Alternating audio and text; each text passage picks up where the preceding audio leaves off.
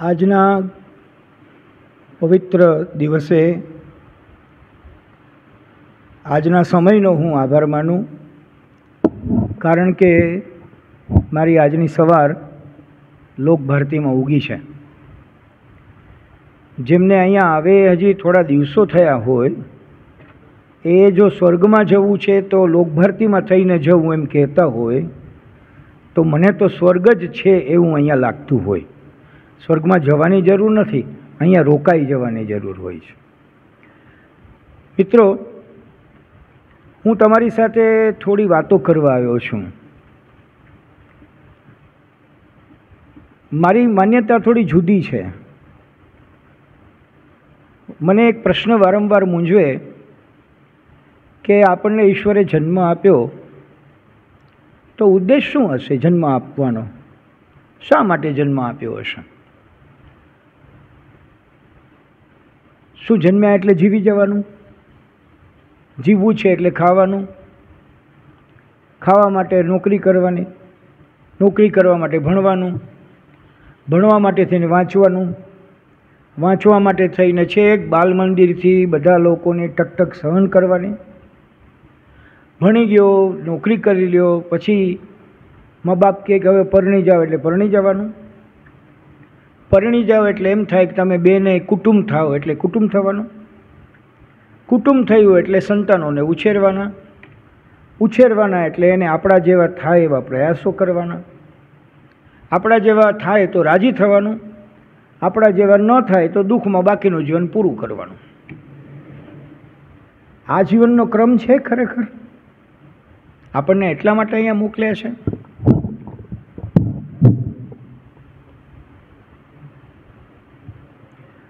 વિચારવા જેવો મુદ્દો છે કે ઈશ્વરે આપણને શો ઉદ્દેશ લઈને, કયો ઉદ્દેશ લઈને મોકલ્યા હશે?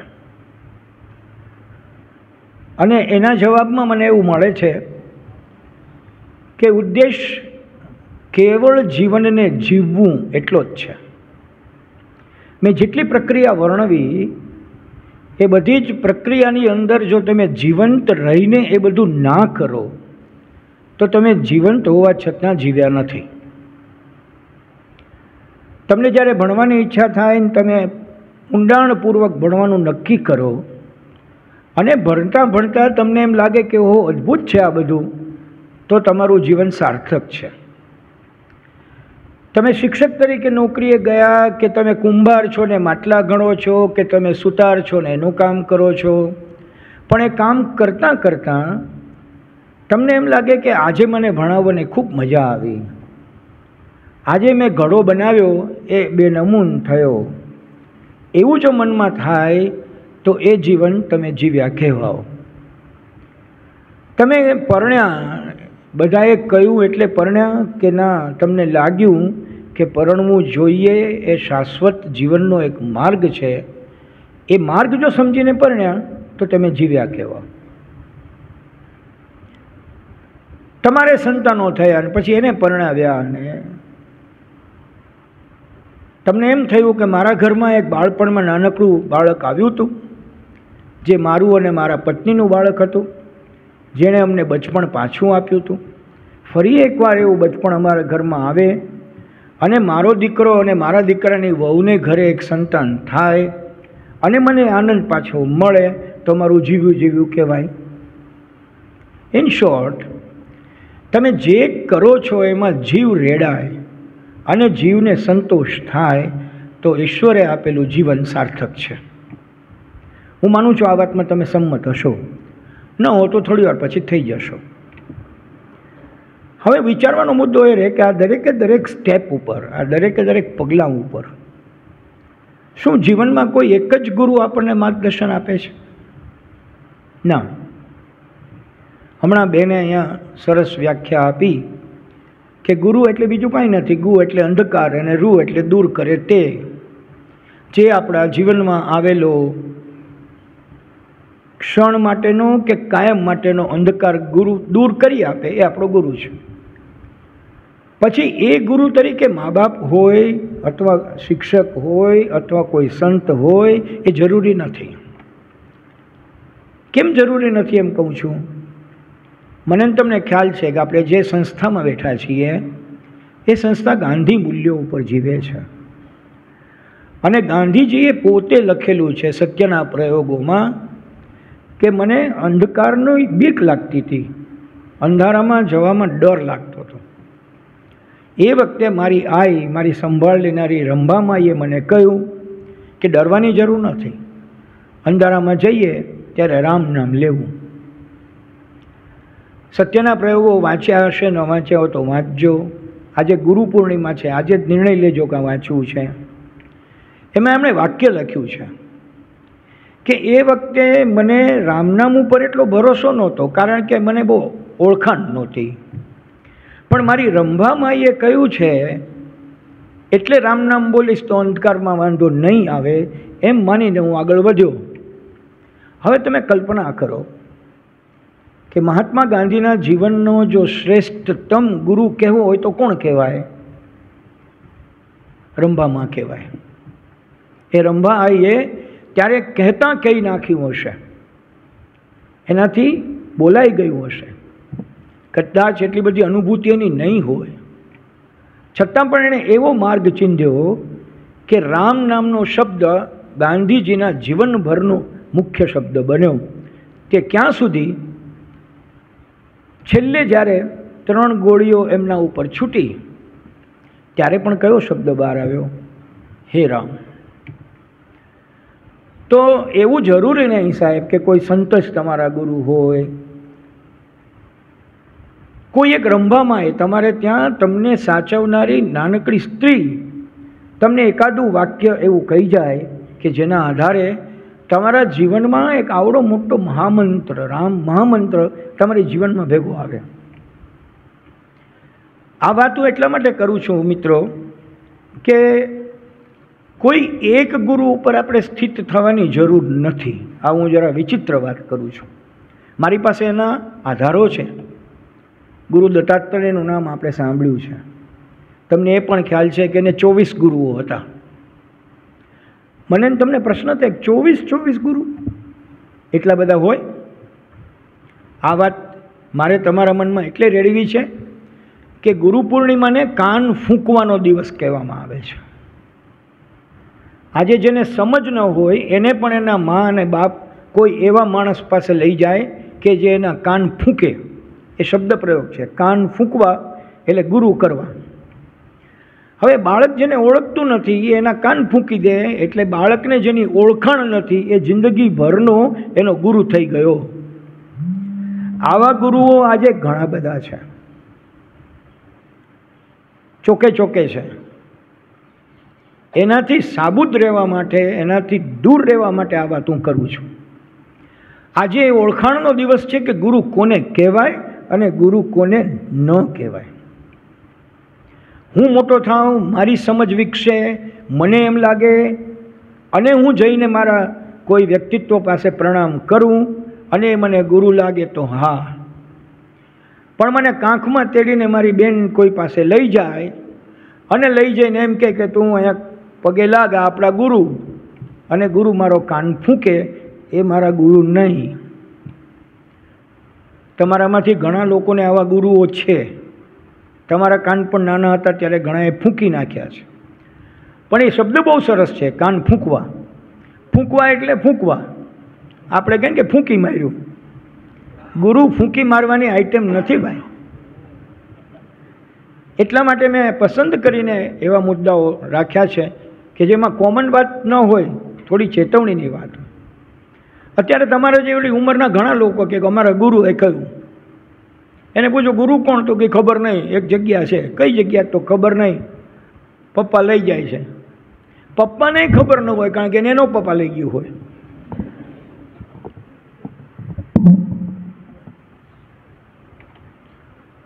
તો મુદ્દો એ છે કે કોઈ એક ગુરુ ઉપર અટકી ના જવું. આ જમાનો મલ્ટીટાસ્કિંગનો છે અને આપણામાં શક્તિ ઈશ્વરે એટલી આપી છે કે કોઈ એક જ કામ કરવા આપણે આવ્યા નથી.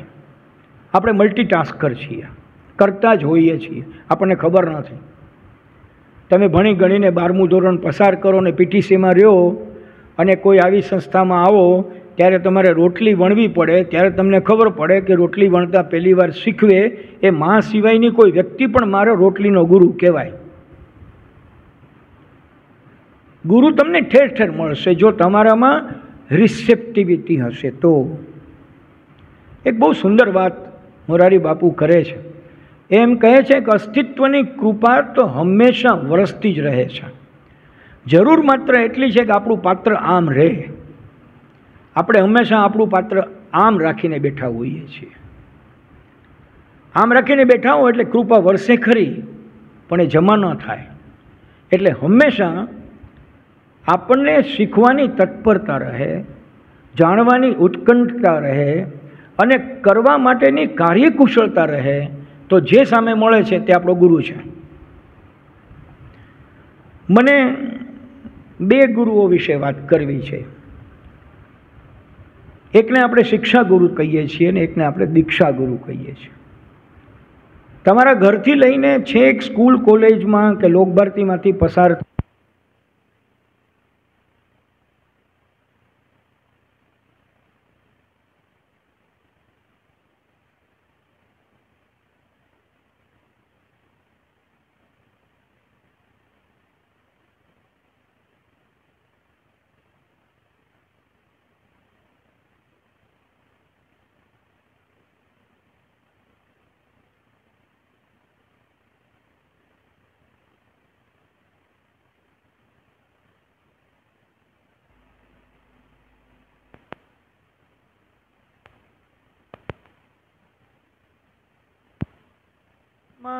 ઘણું પાછું લાંબુ ચાલે.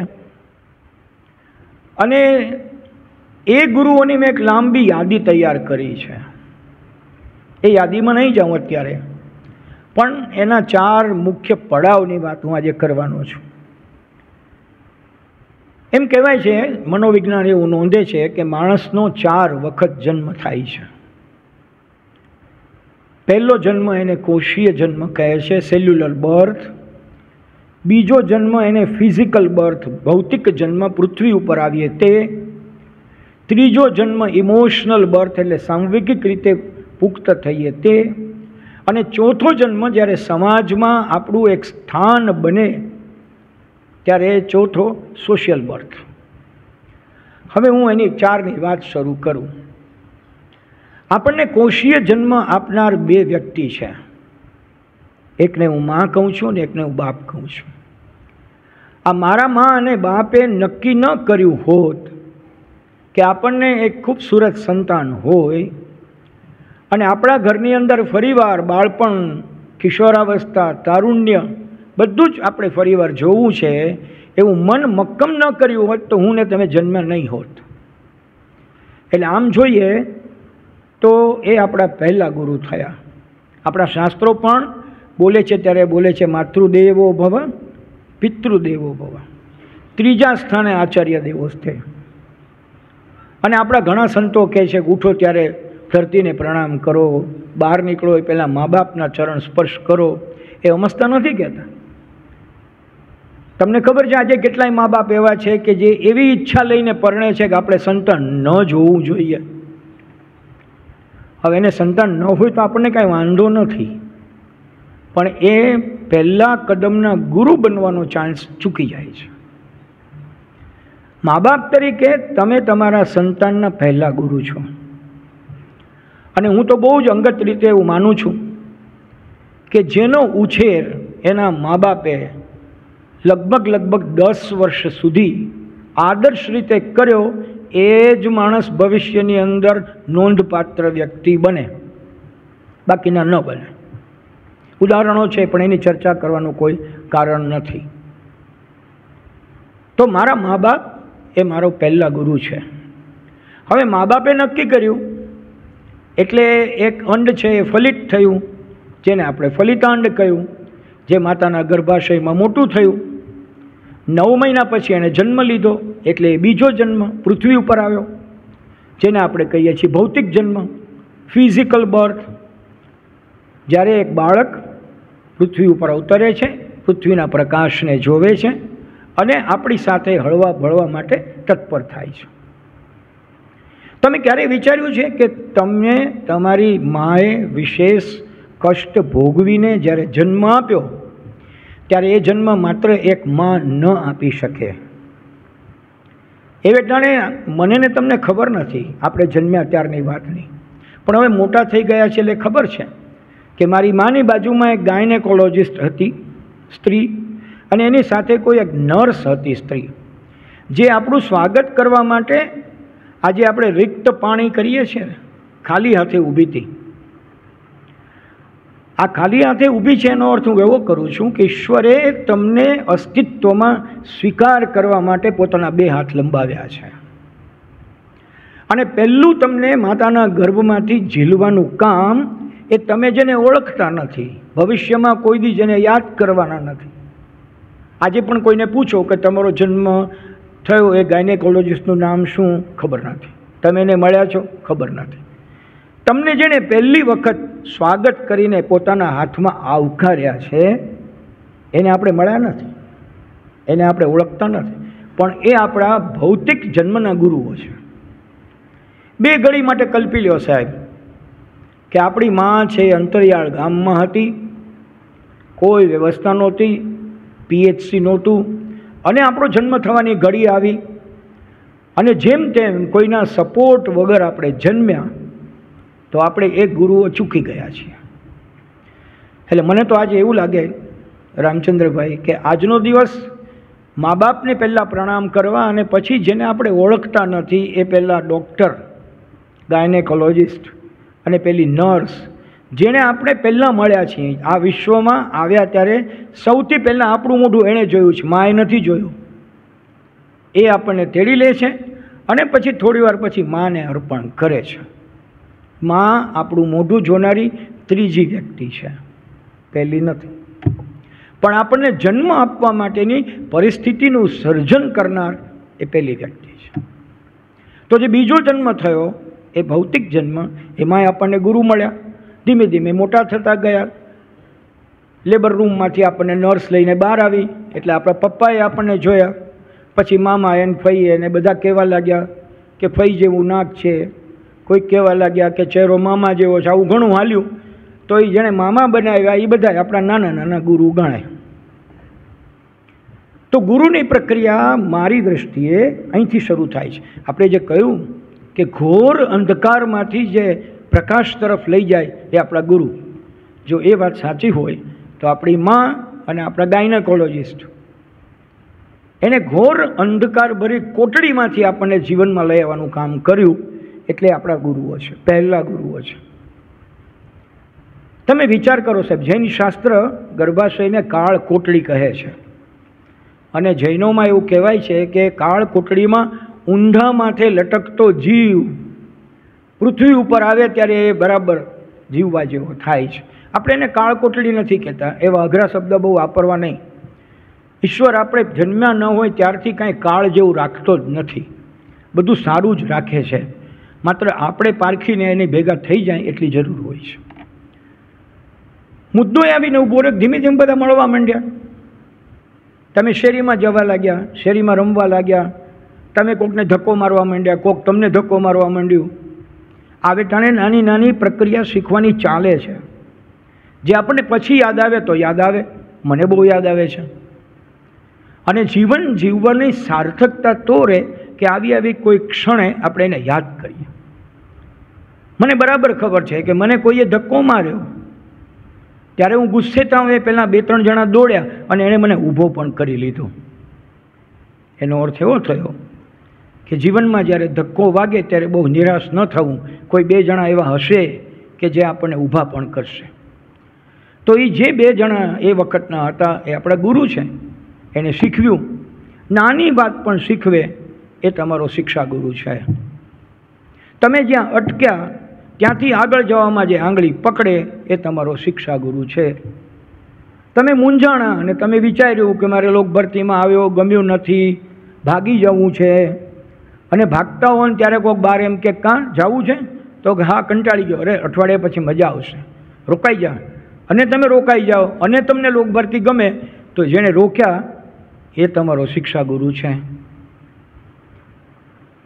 કેટલી યાદી બનાવીએ આટલી, બહુ લાંબી ચાલે, એટલે હું લાંબી યાદીને આગળ નથી ધપાવતો. પણ જિંદગીના દરેક કદમ ઉપર આપણને કોઈ એવી વ્યક્તિ, એવી ઘટના, એવી પરિસ્થિતિ મળતી રહે છે જેમાંથી આપણે અટક્યા હોઈએ તો કોઈ આપણને એક ડગલું આગળ લઈ જાય છે. મિત્રો, ક્યારેક નિરાંતે બેસીને આવી યાદી કરવા જેવી છે. આમ તો બહુ ઊંડાણવાળા શાસ્ત્રો એમ કહે છે કે જીવનમાં ગુરુ ગણવા હોય તો બે અજ્ઞાત વસ્તુઓને ગુરુ ગણવી. એક મૌન અને બીજું એકલતા, એકાંત. કારણ કે મૌન બેસો ત્યારે એકાંત જોઈએ, અને એકાંતમાં બેસો એટલે મૌન સિવાય કાંઈ હોય નહીં. એ વખતે જેનું સ્મરણ થાય એ બધા આપણા સાચા ગુરુ છે. પણ આ સેલ્યુલર બર્થ થયો, ભૌતિક બર્થ થયો, મિત્રો મળવા માંડ્યા, સ્કૂલમાં જવા માંડ્યા, શિક્ષકો મળ્યા. કોઈ શિક્ષક બહુ સારા હતા, ક્યારેય મારતા નહોતા, કોઈક એવા હતા કે મારવા સિવાય કાંઈ કામ કરતા નહોતા. આવા બધા મળે ને વિવિધ વિવિધ લોકો. કારણ કે તુલસી સંસાર મેં ભાત ભાત કે લોગ, એવું તુલસીને અનુભવ હતો તો આપણને તો હોય. એ બધા પાસેથી આપણે કશુંક કશુંક શીખવીએ છીએ. હું જ્યારે યુનિવર્સિટીમાં અધ્યાપકોને ભણાવતો ત્યારે અધ્યાપકોની ફરિયાદ હતી કે ફલાણા ભાઈ આવ્યા હતા, એમાં કંઈ જામ્યું નહીં. તમે છે કે એને દિલ્હીથી બોલાવ્યા હતા પણ કાંઈ મજા ન આવી. ત્યારે હું હંમેશા કહેતો કે તમને શું ન જામ્યું એનું લિસ્ટ બનાવી લ્યો, અને ભવિષ્યમાં તમે આવી રીતે વ્યાખ્યાન આપવા જાઓ તો એ ન જામેલું તમે ન કરો એટલું તમે એમાંથી શીખી લેજો. એનો અર્થ એવો છે કે નેગેટિવિટી જેવું કંઈ છે નહીં. નેગેટિવ આસ્પેક્ટમાંથી તમને હવે નેગેટિવ શું ન કરવું તેની યાદી મળી જાય છે. શિવાનંદ સ્વામીનું એક સરસ મજાનું વાક્ય છે, તમે ક્યાંક કેલેન્ડરમાં વાંચ્યું હશે. તમે કોઈની સાથે એવો વ્યવહાર ન કરશો કે જે વ્યવહાર તમારી સાથે કર્યો હોય ને તમને દુઃખ લાગ્યું હોય. આ એક વાક્ય છે, આપણને ગુરુપદ જેવું વાક્ય લાગે. તમે સ્કૂલમાં ગયા, શિક્ષકો મળ્યા, મોટા થયા, તારુણ્ય સુધી પહોંચ્યા. તારુણ્ય દરમિયાન તમારા સંવેગો ડેવલપ થવા લાગ્યા, તમને આકર્ષણ અપાકર્ષણ થવા લાગ્યું, તમને કોઈ સાચો કોઈ ખોટો લાગવા લાગ્યું, તમને તમારા મમ્મી પપ્પા ખોટા લાગવા માંડ્યા. આ જે પીરિયડ છે ટીન એજનો, એ દરમિયાન તમને જે આંગળી પકડીને આગળ લઈ જાય છે એ તમારો સાંવેગિક ગુરુ છે, જે તમારા સંવેગો ડેવલપ કરે છે. ત્યારે આપણને મમ્મી પપ્પા કોઈક વાત એવી કરે છે જે આપણને બેસતી ન થઈ, પણ એમણે કરેલી વાત ઉપર જ્યારે આપણે ઠેસ ખાઈએ છીએ ત્યારે આપણને યાદ આવે છે કે હા, મમ્મીએ કહેલું. ફરવા જતા હોઈએ અને રાત્રે પપ્પા ટકોર કરે, મોડી ન આવતી, તો આપણને ન ગમે. હું મોટી થઈ ગઈ છું, મને કહેનાર કોણ? પણ એકાદ વખત મોડા આવવામાં જે રસ્તા ઉપર મુશ્કેલીઓ સહન કરવી પડે ત્યારે ખબર પડે કે પપ્પા કહેતા હતા એ વાત સાચી છે. અમુક તો મારું એવું માનવું છે મિત્રો કે જીવનના સત્યો મોડા જ સમજાય છે. ઘટના વીતી જાય પછી જ એનું મહત્ત્વ સમજાય છે. જિંદગી કે હર કદમ પર ગીરે મગર સીખા कैसे गिरतों को थाम लेते. રસ્તા ઉપર જતા હતા અને કોઈ એવો મુફલિસ માણસ ભટકાણો અને એણે કોમેન્ટ કરીને ત્યારે બે જણા આપણને બચાવીને ઘરે મૂકી ગયા. ત્યારે આપણને એમ લાગે કે પિતાએ જતી વખતે કહ્યું હતું તે સાચું હતું. આ દૃષ્ટિએ જોઈએ તો એક વાક્ય એવું પણ બને કે આપણો અનુભવ આપણો ગુરુ છે. વન્સ યુ એક્સપિરિયન્સ, તમે અનુભવ કરો પછી તમને ખબર પડશે. પહેલી રોટલી બળી જાય અથવા પહેલી રોટલી વણીએ ને એની અંદર ભારતનો કે ચીનનો નકશો થાય અને આપણને કોઈ કહે ત્યારે આપણને ખબર પડે કે yes this is not the right thing. એ આપણે નિષ્ફળ ગયા, એ નિષ્ફળતામાંથી મળેલો એક સંદેશો છે. આ સાંવેગિક જન્મમાં તો અનેક લોકો મળે, અધ્યાપકો મળે, પ્રિન્સિપાલ મળે, કેટલાક મહાન પુરુષો મળે, કેટલાક ગ્રંથો મળે. મારા પરિચયમાં એક એવું દંપતી છે કે જેની સાથે હમણાં હું ચર્ચા કરતો હતો આ વિષય ઉપર તમે કંઈક મુદ્દા આપો, ત્યારે એણે સરસ વાત કરી કે અમને ગુરુ કોઈ ગણવાનું કહે તો અમે એક નવલકથાને ગુરુ ગણીએ છીએ. ઓહો, નવલકથાને કેમ? તો એણે સરસ વાત કરી, નિખાલસતાથી વાત કરી. એણે કહ્યું કે અમે બંને પ્રેમ લગ્ન કર્યા, પણ પ્રેમ લગ્ન કર્યા પછી શરૂઆતમાં સરખું ચાલ્યું, પછી મુશ્કેલી થઈ. મુશ્કેલી એટલા માટે થઈ કે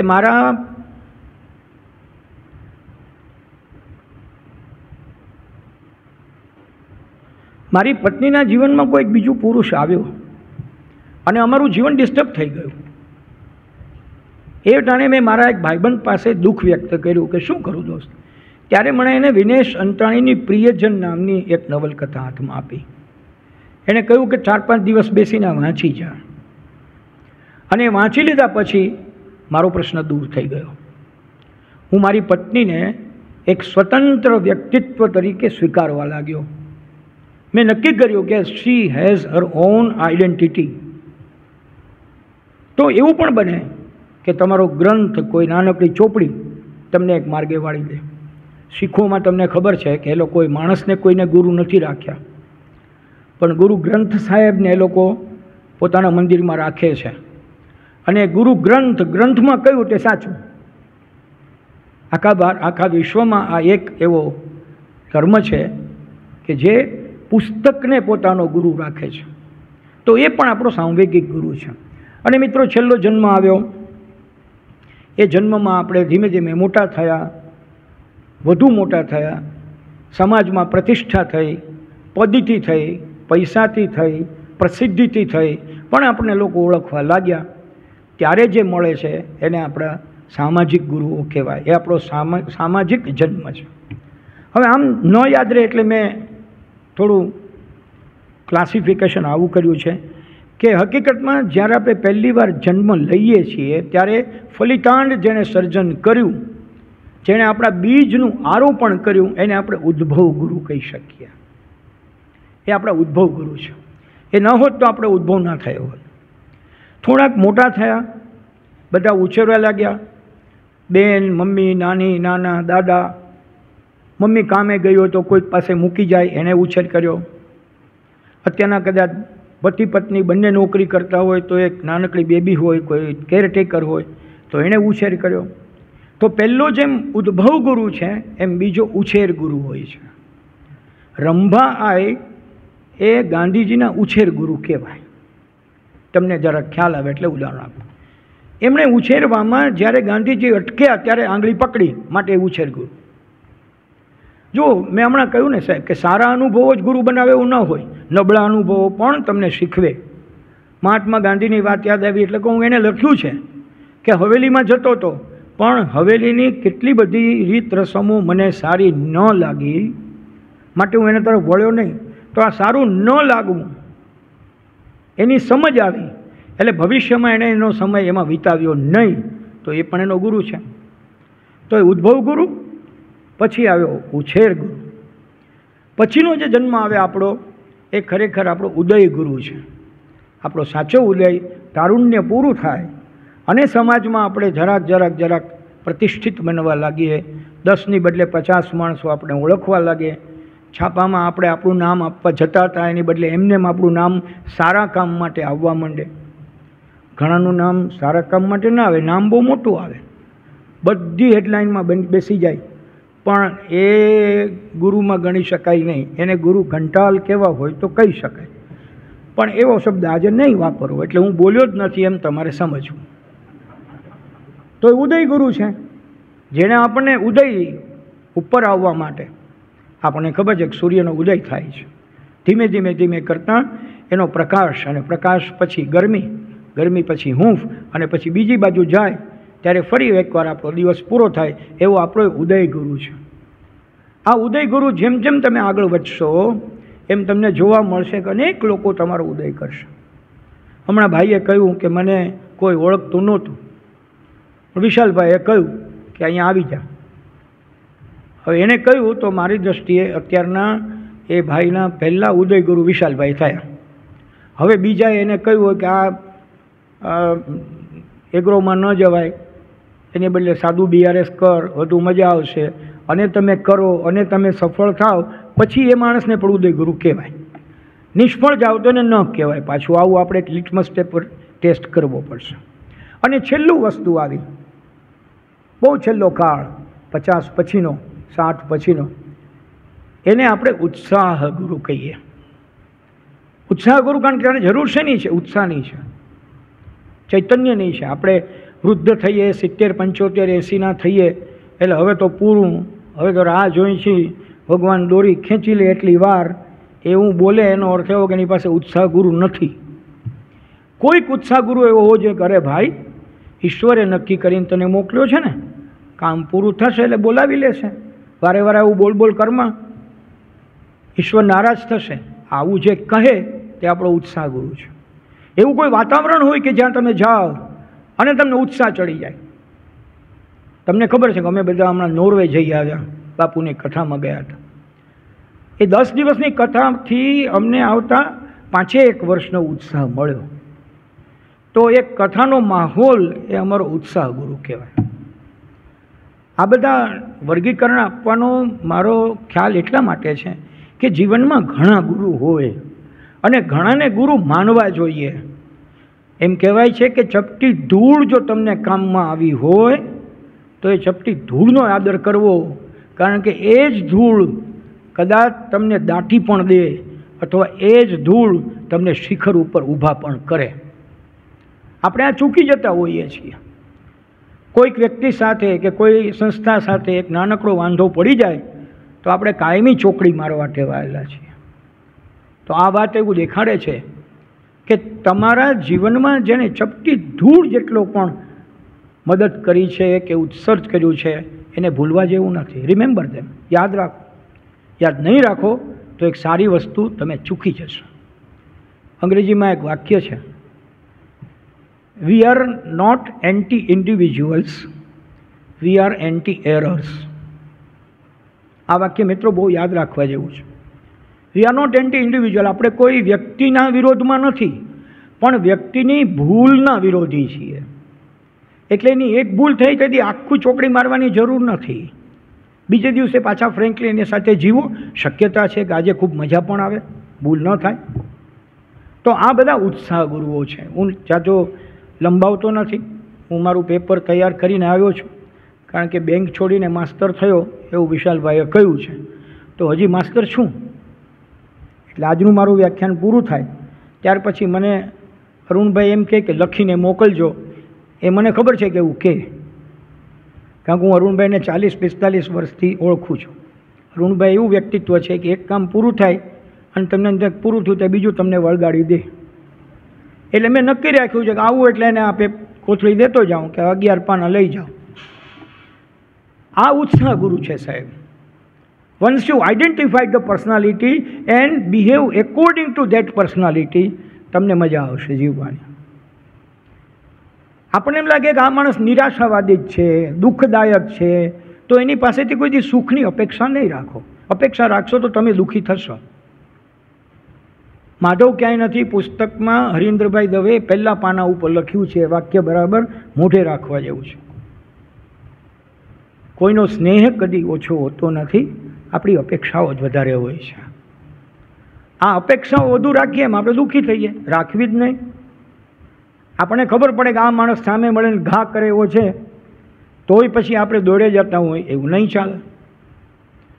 તો સામેના વ્યક્તિત્વને જાણીને એને અનુકૂળ તમારે જે કરવા થતું હોય તે કરી લેવું વિલ એડ ઉત્સાહ ઇન ટુ યોર લાઈફ. મિત્રો, ઉદ્ભવ ગુરુ, ઉછેર ગુરુ, ઉદય ગુરુ અને ઉત્સાહ ગુરુ, આ મુખ્ય આપણા જીવનના 4 તબક્કાઓના 4 ગુરુઓ છે. પણ એ 4 ભેગા 10 હોઈ શકે તો 40 પણ હોઈ શકે. I don't restrict to one. મારું એક અંગત માનવું એવું છે સાહેબ કે કોઈ જીવતો માણસ હોય એને ગુરુ ન કરવો. કારણ કે દરેક જીવતા માણસમાં એ શક્યતા છે કે તમે જેને આજે સારો માનો છો એ કાલે હારો નરસો નીકળે તો કંઈ કહેવાય નહીં, પછી પછતાવા જેવું કરવું નહીં. જીવતા માણસને ગુરુ ન કરવો. તો તમને થાય કે મરેલાને કરવાનો અર્થ શું? મરેલા માણસ એવા પસંદ કરવા કે જેનું ચૈતન્ય મર્યા પછી પણ ધબકતું હોય. અને એટલા માટે એમ કહેવાય છે, અરુણભાઈને ખ્યાલ છે કે શિષ્યએ ગુરુને ન શોધવાના હોય, ગુરુ શિષ્યને શોધે. તમે એમ માનો કે હું અમારા ગુરુ છે એટલે એ ગુરુ ન હોય. એ જ્યારે એમ માને કે યસ ત્યારે તમે એના શિષ્ય છો. હવે એવું બહુ મોટું એવા લોકો છે, નથી એવું નથી. એમાં બે ગુરુઓ કયા, એકને પૂર્ણ ગુરુ કયા અને એકને શૂન્ય ગુરુ કયા. પુણ્ય ગુરુ એટલે શું? જે આપણું પુણ્ય કરે તે. તો શૂન્ય ગુરુ એટલે શું? પુણ્ય કરીને વયા જાય, સ્વર્ગે સંચરી જાય, પણ આપણી પાસે શૂન્ય સ્વરૂપે હાજર હોય અને આપણી ઉપર અસર કરે, એ શૂન્ય ગુરુ. એ શૂન્ય ગુરુ છે, એવા ગુરુ કરવાની મારી વાત છે. તમને એમ થાય ઉદાહરણ કોણ? નાનાભાઈ ભટ્ટ, દર્શક દાદા, મૂળશંકર દાદા, બુચ દાદા છે આપણી વચ્ચે? જોયા છે ભાઈ? આપણે નથી જોયા ને. તો એના દિવસો ઉજવીએ છીએ, તો એને કહેલા પુસ્તકો વાંચીએ છીએ, એના માર્ગે ચાલવાનો પ્રયાસ કરીએ છીએ. આ હતા ત્યારે પૂર્ણ ગુરુઓ હતા અને હવે નથી. ગુરુ 24 કલાક તમારી સામે બેઠો ન રહે એવી અપેક્ષા ન રાખવી. તમારે તો 24 કલાક એની સામે ન જ બેઠા રહેવું. નહીંતર અત્યારના તો એવા ગુરુઓ છે કે એથી તમે ચિલમ પીવાનું શીખીને બહાર આવશો, ગાંજો ખાવાનું શીખીને બહાર આવો, એવા હાળા ગુરુઓ છે. માટે એવું નહીં કરવું છે. ગુરુની એક માનસિક ઝલક પર્યાપ્ત છે. તો એ શૂન્ય ગુરુ છે. આ ચાર આપણા દાદાઓ છે, શૂન્ય ગુરુ છે, હાજર નથી. આપણામાંથી કોઈ જોયા નથી, છતાં એના પંથે ચાલીએ છીએ ને. ગાંધીને ગયા કેટલો વર્ષ થયા, છતાં ગાંધીનું નામ બોલાય છે ને. રામકૃષ્ણ દેવને કેટલા વર્ષો થયા, છતાં રામકૃષ્ણ દેવ, વિવેકાનંદજી અને શારદા દેવીનું નામ બોલાય છે ને. એના માર્ગે લોકો ચાલે છે ને. આ બધા હતા ત્યારે પૂર્ણ ગુરુ હતા, હવે શૂન્ય ગુરુ છે. પણ એ શૂન્ય પર્યાપ્ત છે, ભરચક શૂન્ય છે. તમે કાંઈ જ ન કરો ને રામકૃષ્ણ આશ્રમમાં જઈને મંદિરમાં ઠાકુરની મૂર્તિ સામે આંખ બંધ કરીને બેસો ખાલી, હું તમને ખાતરી આપું છું કે તમે તેથી ગુરુભાવથી બરાબર છલકાઈ જશો. એક નાની વાત કરીને હું સમાપન કરું. આપણી માન્યતા એવી છે સાહેબ કે ગુરુ અને સદગુરુ એવા બે શબ્દોમાં આપણે અટવાતા હોઈએ છીએ. મેં તમને એક યાદી આપી, એ બધા શિક્ષા ગુરુઓ છે, એ ગુરુ છે. પણ સદગુરુ કોણ છે? સદગુરુ એવી વ્યક્તિ છે અથવા એવું વ્યક્તિત્વ છે કે જે હકીકતમાં તમને ન ગમે એવા રસ્તેથી તમને પાછા વાળે છે. તમને એમ લાગે કે મારા ગુરુએ ઉઠીને મને આવું કર્યું, એણે મારું ન રાખ્યું, એ તમારો સદગુરુ છે. જેનાથી તમે નારાજ થાવ એ તમારો સદગુરુ હોઈ શકે. ઉદાહરણ આપું તમને, આવા અનેક ઉદાહરણો છે. મારે જાજો સમય નથી લેવો, એટલે 5-1 ઉદાહરણ હું આપી શકું. એક ટૂંકમાં ઉદાહરણ આપું. દિલીપ કુમાર રોય નામના બહુ મોટા આપણી ફિલ્મી દુનિયાના સંગીતકાર થયા, અને એની પાસે એક વ્યક્તિ આવી, એક સ્ત્રી આવી, અને એ સ્ત્રી આવીને એને પ્રણામ કર્યા, સાષ્ટાંગ દંડવત પ્રણામ કર્યા. એણે પોતાનું નામ કહ્યું, મારું નામ ઇન્દિરા દેવી છે અને હું આપની શિષ્યા થવા આવી છું. તાત્કાલિક દિલીપ કુમાર રોયે કીધું કે હું કોઈને શિષ્ય બનાવતો નથી, મારી પરંપરા જ નથી, માટે તમે આવો, અહીંયા રહ્યો અને પરત જાઓ, થેન્ક યુ વેરી મચ. હજી એ વાત કરીને રાત પડે ત્યાં એમને સ્વપ્નની અંદર એવો એક કોઈ ઇશારો મળે છે, અને એક બહુ ચૈતન્યવાળો પુરુષ એને કહે છે કે તને જે આજે વ્યક્તિ મળી છે એનો સ્વીકાર કરજે. બીજે દિવસે ખરાઈ કરવા માટે એ ચૈતન્યવાળી વ્યક્તિને જે સમાધિસ્થ છે ત્યાં ફોન રણકાવે છે, મળતા નથી. એના કોઈ નજીકના વ્યક્તિઓ એને પૂછે છે કે ભાઈ મારે ત્યાં એક ઇન્દિરા દેવી આવ્યા છે, આપને ત્યાંથી મોકલ્યા છે એમ કહ્યું છે, આ સાચું છે? તેણે કીધું મને ખ્યાલ નથી, મહર્ષિ તો અત્યારે ધ્યાનમાં છે, પણ હા એ ગઈકાલે પરમ દિવસે એ ઇન્દિરા દેવી અહીંયા આવ્યા હતા અને એણે કહ્યું કે તું દિલીપ કુમાર રોય પાસે જા. તો ઇન્દિરા દેવીએ કહ્યું કે કોઈને શિષ્ય બનાવતો નથી, તું જા તો ખરી, હું વાત કરી લઈશ. અને એમને ચમકારો થયો કે મને ગઈકાલે જે સંકેત મળ્યો ઊંઘમાં એ કદાચ વાત કરી લઈશના સંદર્ભમાં હશે. થોડા દિવસો પછી સમાધિ પૂરી થઈ ત્યારે દિલીપ કુમાર રોયે મહર્ષિ અરબિંદો સાથે વાત કરી કે આપનો રેફરન્સ લઈને એક વ્યક્તિ અહીંયા આવી છે, આપને તો ખ્યાલ છે કે હું ગુરુ પરંપરામાં માનું છું પણ કોઈને ગુરુપદ આપતો નથી, હું કોઈને શિષ્ય બનાવતો નથી. મહર્ષિ અરવિંદે કહ્યું કે આ તને કોઈએ ઉપરથી મોકલેલ શિષ્ય છે અને તારે એનો સ્વીકાર કરવાનો છે. મિત્રો, તમે ક્યારેક ઈચ્છા થાય અને વાંચવા ટેવાયેલા હો તો વાંચજો. ચમત્કારો આજે પણ બને છે અને બંસી આજે પણ બાજે છે એવા 2 પુસ્તકો જેના નામે લખાયેલા છે એ દિલીપ કુમાર રોયે આ ઇન્દિરા દેવીની અંદર રહેલા મીરાબાઈના અનુભવો એમાં લખ્યા છે. બહુ મોટી વાત છે એટલે વિસ્તૃત નથી કહેતો, પણ આવી રીતે બને. તમને કોઈ ચૈતન્ય તમારી પાસે કોઈ વ્યક્તિને મોકલે એવું શક્ય બને ખરું.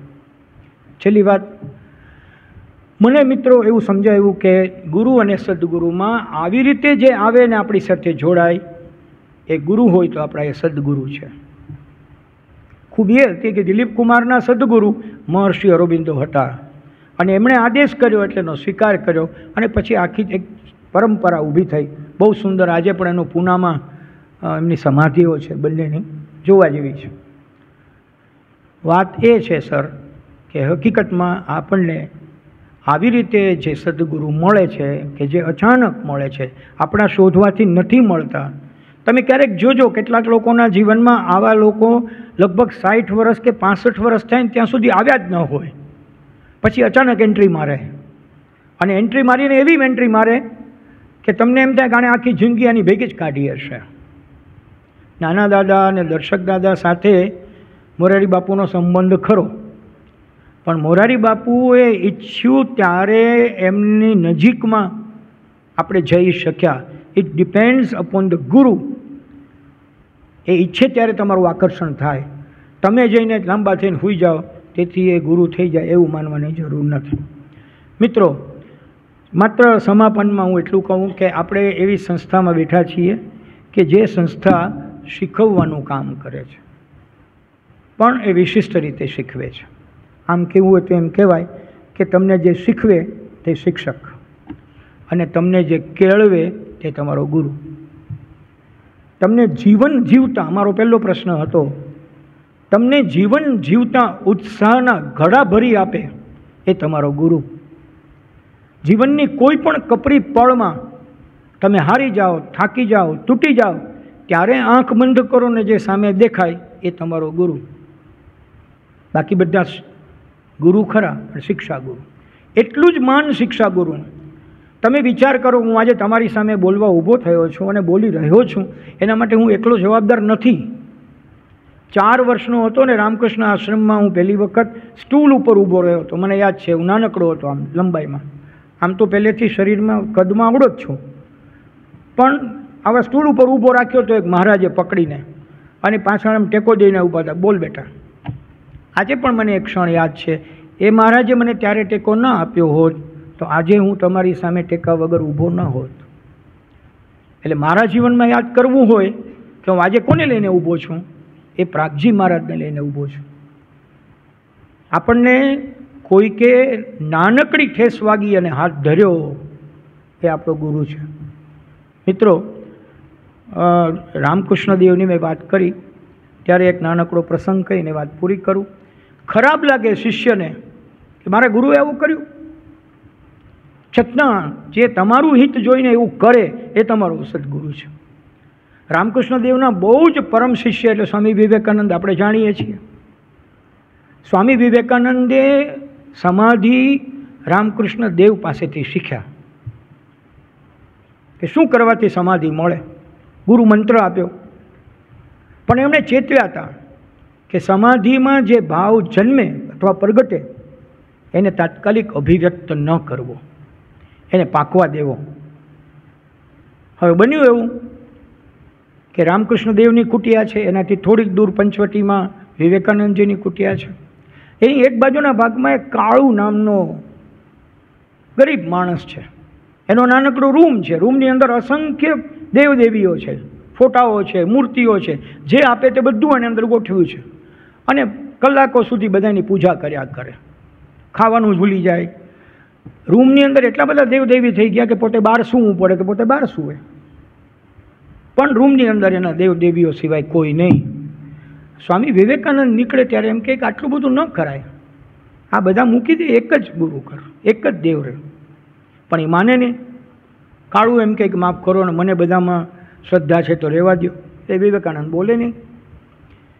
રામકૃષ્ણદેવે એમ કહ્યું હતું કે વિવેક ધ્યાન રાખજે, કોઈની શ્રદ્ધાને ઠેસ પહોંચે ને એવી વાત આપણે નહીં કરવી. એ વાત હતી ખરી વિવેકાનંદના મગજમાં, પણ એક વખત એમને સમાધિ લાગી, પહેલી બીજી સમાધિ હશે. સમાધિ દરમિયાન અંદર એક ચમત્કાર થયો અને એને એવું જાણવા મળ્યું કે આ વિશ્વની અંદર એક જ ભગવાન છે, ભલે બધા પંથો જુદા જુદા હોય, ભગવાન એક જ છે. અને આ વાતનો તું ફેલાવો કર, તારું જીવન આના માટે છે. આંખ ખુલીને એને કાળું યાદ આવ્યું કે હવે તો મને સમાધિમાં એવું કહ્યું કે તું આનો ફેલાવો કર. લાવો કાળુને જ જઈને કહું. કાળુને જઈને કીધું કે મને સમાધિમાં સંદેશો મળ્યો છે, આ બધાનું પોટલું વાળ, ગંગામાં નાખ અને એક દેવની પૂજા કર. કેદીનો મંડી પડ્યો છો, કીધું છે માનતો નથી. આ જે સંવાદ થયો એ રામકૃષ્ણદેવ સાંભળ્યો પોતાની કુટિયામાં. એને ખબર પડી કે આ વિવેક બોલે છે અને સામે પેલો કાળું લાગે છે. વિવેકાનંદ બોલીને ગયા ને તરત જ રામકૃષ્ણદેવ આવ્યા. કાળું પાસે શું થયું? તો મને આવું કહ્યું. શું કરે? તો પોટલી વાળું છું. એને કીધું તું જે કરે છે તે કરવાનું ચાલુ રાખ, પોટલી છોડી નાખ, કારણ કે એને તું ગંગામાં નાખીશ ને તો એ ગંગા ભેરા તારી પાસે જ રહેવાના છે. તું ચાલુ રાખ. પણ મને કે સ્વામી વિવેકાનંદે એની તું ચિંતા ન કર. એને સમજાવીને વિવેકાનંદના કુટિયામાં ગયા, દરવાજા ઉપર ટકોરા માર્યા અને એણે બહુ શાંત ચિત્તે કહ્યું કે મેં તને કહ્યું હતું કે સમાધિના બધા જ અનુભવોને જીવનમાં નહીં ઉતારતો, એને પાકવા દેજે. અને ત્યાં કાળુને આવું કહી દીધું. તો કે પણ મને સમાધિમાં થયું આવું. તો કે તાલી તો હજી પહેલી બીજી સમાધિ છે. આવા તો અનેક વિચાર આવશે, જગતને ઉથલાવી નાખવાનો વિચાર આવશે, તું ઉથલાવી નાખીશ? મેચ્યોર થા. જુઓ, તમને કહી શકે સ્વામી વિવેકાનંદનું સ્ટેટસ ત્યારે એવડું હતું કે એને રામકૃષ્ણદેવ એમ કે મેચ્યોર થા. તો વિવેકાનંદે માફી માગી, પણ રામકૃષ્ણદેવ એમ કહ્યું કે તને લાગતી સમાધિ હવે અહીંયા અટકી જશે, કારણ કે તારી સમાધિની ચાવી હવે હું મારી પાસે રાખું છું. એટલું કહીને જતા રહ્યા. પોતાના મૃત્યુના 3 દિવસ પહેલાં સ્વામી વિવેકાનંદે લખેલા પત્રમાં આ ઘટના વર્ણવી છે. અને એ પત્રમાં એણે એમ લખ્યું છે કે તમે મારી પાસેથી સમાધિના અનુભવો વિશે કંઈ જાણી નહીં શકો, કારણ કે એક ઘટના એવી બની ત્યારથી મારી સમાધિની ચાવી મારા ગુરુદેવ ઠાકુર પાસે છે. હવે આપણને એમ થાય કે આ તો બે જણા કેટલા બધા, એકબીજામાં કોને શું ગણવું, એક સિક્કાની બે બાજુ જેવા. રામકૃષ્ણદેવ બોલો એટલે વિવેકાનંદ ભેગું આવે જ. તો રામકૃષ્ણદેવ એ સદગુરુ છે કે જેણે તમને અટકાવ્યા કે ભલે તું ચમત્કાર જેવું કામ કર પણ અત્યારે નથી કરવાનું, વેઇટ. તમને ખ્યાલ છે કે સ્વામી વિવેકાનંદ બહુ ઓછું જીવ્યા. રામકૃષ્ણદેવનો પડ્યો બોલ એણે ઝીલ્યું, અને પડ્યો બોલ એટલે ત્યાં સુધી કે એણે મૃત્યુના 3 દિવસ પહેલાં લખી દીધું. આજે પણ એ લેટર કથામૃતમાં વગેરે છપાયેલો છે. અને એને લખ્યું કે મારી પાસેથી સમાધિના કોઈ પણ અનુભવની અપેક્ષા નહીં રાખશો, કારણ કે મારી સમાધિની ચાવી મારા ગુરુદેવ ઠાકોર પાસે છે. હું એવું માનું છું કે આપણે આવું ખોટું કરવા જઈએ ત્યારે જે આપણી ચાવી સાચવી શકે એવા સદગુરુ આપણને સૌને મળો. Thank you very much.